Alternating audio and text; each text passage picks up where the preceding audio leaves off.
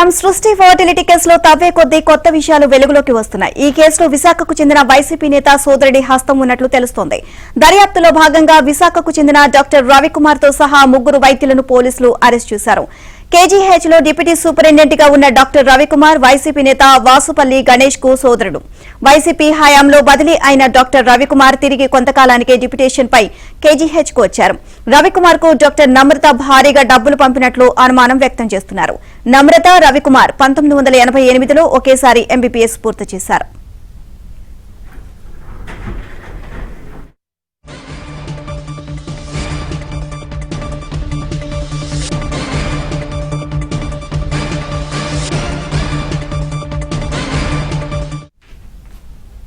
వైద్యులు 80% మంది శిశువులను ఏజెన్సీ ప్రాంతాల నుంచే తీసుకువచ్చినట్లు దర్యాప్తులో గుర్తించారు. ఏజెన్సీలో నిరుపేద గర్భిణీలను గుర్తించి శిశువులను విక్రయించేలా ఒప్పందం చేసుకున్నట్లు తెలుస్తోంది. దీంతో ఏజెన్సీ ప్రాంతాల్లో శిశు విక్రయాలపై పోలీసులు ఆరా తీస్తున్నారు.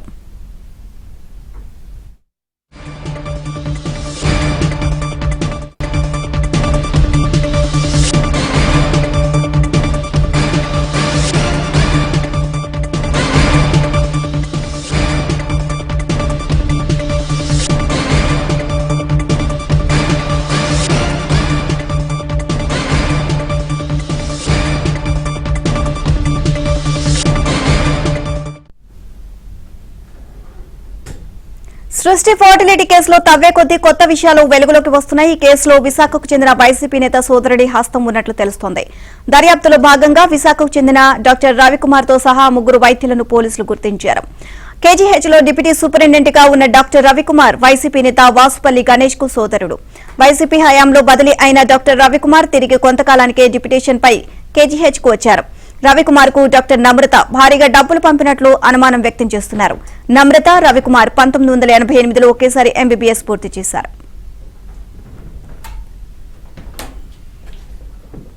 ఓవరాల్ గా ఇదే అంశానికి సంబంధించి మరిన్ని అప్డేట్స్ మా క్రైమ్ కరెస్పాండెంట్ శశిని అడిగి తెలుసుకుందాం. శశి, సృష్టి కేసుకు సంబంధించి రోజుకొక విషయం వెలుగులోకి వస్తుంది. సో ఓవరాల్ గా దీనికి సంబంధించి అప్డేట్స్ ఏంటి?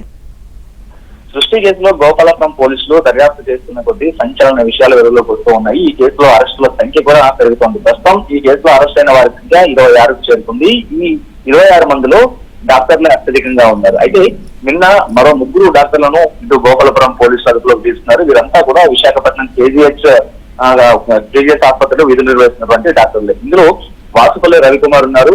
ఆ తర్వాత మరొక 2 డాక్టర్లు ఉన్నారు. వాసుపల్లి రవికుమార్ కేజీహెచ్ లో అనిస్తాంశ విభాగంలో డిప్యూటీ సూపరింటెండెంట్ కొనసాగుతూ ఉన్నారు. మరోవైపు పీడియాట్రిషియన్ తో పాటు మరొక గైనకాలజిస్ట్ కూడా అరెస్ట్ అయినట్టు మనకు తెలుస్తోంది. ప్రధానంగా ఈ వాసుపల్లి రవికుమార్ కు వైసీపీకి సంబంధించినటువంటి దక్షిణ నియోజకవర్గం ఇన్ఛార్జ్ వాసుపల్లి గణేష్ సోదరుడు. అయితే ఇతను వైసీపీ హయాంలోనే ఇతనికి బదిలీ జరిగింది. అయినప్పటికీ కూడాను అతి కొద్ది రోజుల్లోనే మళ్ళీ తిరిగి విశాఖ కేజీహెచ్ కు మళ్ళీ డిప్యూటేషన్ వచ్చినట్టు కూడా తెలుస్తోంది. అయితే ఈ సృష్టి కేసులో ప్రజెంట్ నమ్రతకు అత్యంత సన్నిహితుడిగా వాసుపల్లి రవికుమార్ ఉన్నట్టుగా పోలీసులు భావిస్తూ ఉన్నారు. సో అందుకు అనుగుణంగానే రవికుమార్ ను కస్టడీలోకి తీసుకోవాలంటూ కూడా భావిస్తూ ఉన్నారు గోపాలపురం పోలీసులు. కేవలం ఈ 3 వైద్యులు మాత్రమే కాకుండా అనుబంధంగా మరొక 3 వైద్యుల ప్రమేయం కూడా ఉన్నట్టు కూడా పోలీసులు భావిస్తూ ఉన్నారు. కాబట్టి అందుకు అనుగుణంగానే ఆ 3 వివరాలను కూడా సేకరించేటటువంటి ప్రయత్నం గోపాలపురం పోలీసులు చేస్తూ ఉన్నారు.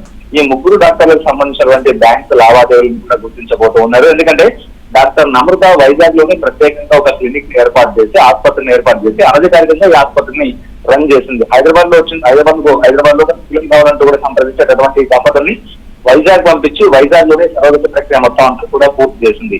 సో అక్రమ సరోగసి ప్రక్రియ అంతా కూడా వైజాగ్ లోనే జరిగింది. కాబట్టి ఆ బ్రాంచ్ కీలకమంటూ కూడా గోపాలపురం పోలీసులు భావించి అందుకు అనుగుణంగానే ఆ బ్యాంకు సంబంధించినటువంటి బ్యాంక్ లావాదేవీలు, ఆ తర్వాత డాక్టర్ నమ్రతకు సంబంధించినటువంటి డాక్టర్లకు సంబంధించినటువంటి బ్యాంక్ లావాదేవీలు కూడా ఇప్పటికే తనిఖీ చేయాలంటూ కూడా భావిస్తుంది. సో అందుకు అనుగుణంగానే ఇప్పుడు రవికుమార్ ను కస్టడీలోకి తీసుకుంటే మరిన్ని విషయాలు కూడా వెలుగులోకి వచ్చే అవకాశం ఉందంటూ భావిస్తూ ఉన్నారు.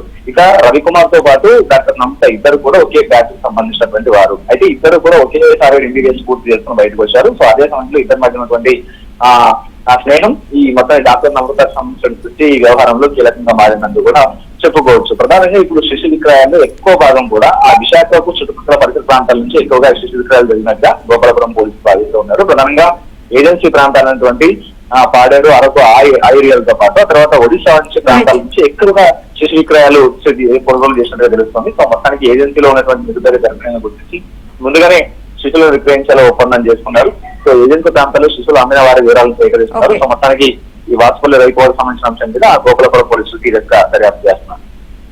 Thank you Shashi.